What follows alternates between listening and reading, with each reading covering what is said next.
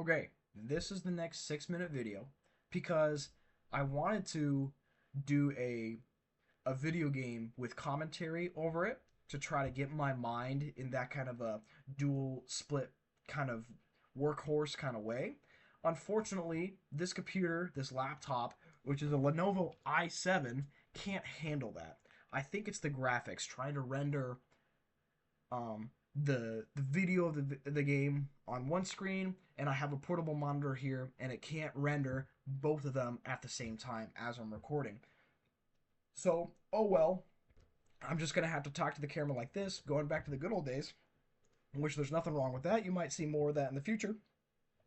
Um, but I wanted to talk about Subliminal. Very, very good game. There's a lot of commentary that I made about that game, but I don't think I explored it enough. And I want to say I had to do some editing for that video, for the Subliminal video, because I wanted to play it without any edits. Then I realized, oh shoot, this thing's gonna be like an hour long. No one's gonna sit through an hour long yap session from me and watch my dumb butt fiddle around with puzzles for like the rest of eternity. So for mercy of the viewer, I just had to like cut out some of those parts and cut out just things that like really long segments of just nothing. So that being said, I'm not going to become an editing channel, possibly, um, but it's not gonna happen. I don't think it just takes up too much time. If YouTube starts being profitable, sure, is it going to be with the amount of effort that I'm putting in it? No, which I'm fine with. That's not the point. The point is, oh, the point is not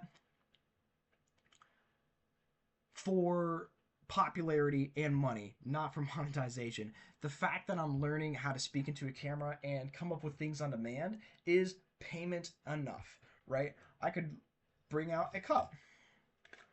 I've already mentioned this cup before, but I'm still using it. I really, really like this cup. Not the topic of the video, we're talking about Subliminal, but it is an indie produced game that incorporates the back rooms, incorporates the creepy elements of it, incorporates the endless hallway type of genre, which is I really really like it. And the fact that they give you puzzles is also quite backroom ish as well, because you would have to do puzzles in the back rooms to kind of unlock certain areas.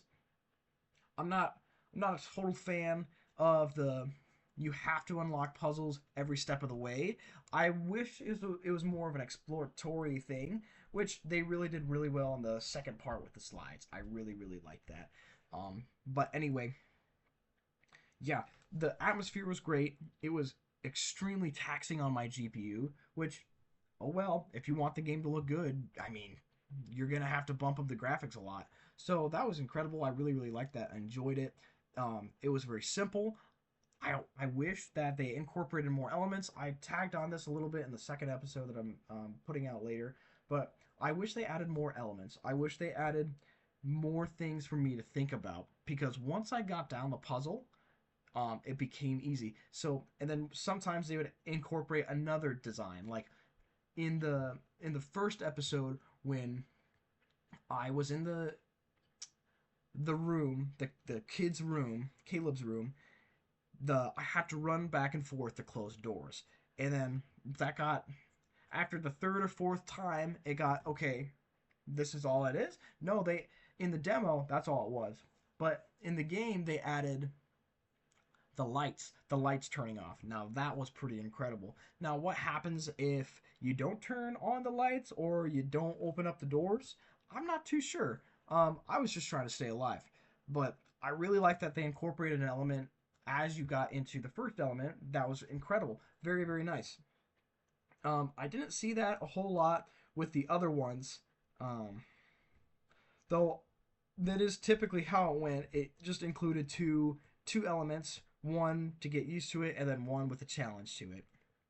I wished there was a little bit more of a strategic way of doing things, and I like how the puzzles bent my mind a little bit. I wish you would do more of that. For the Subliminal developers making episode 2, I want my mind to be freaked out. I want my mind to break trying to solve these puzzles. Now, they did release a fix um a couple days later addressing the difficulty solving their puzzles. I did not mind that at all. I really, really liked having to fumble around as my brain just tried to comprehend what is happening. I really, really liked that. I liked being bored. I liked trying to solve it with no idea how to solve it. I don't like my hand being held as I'm playing a video game. That was that was super, super refreshing.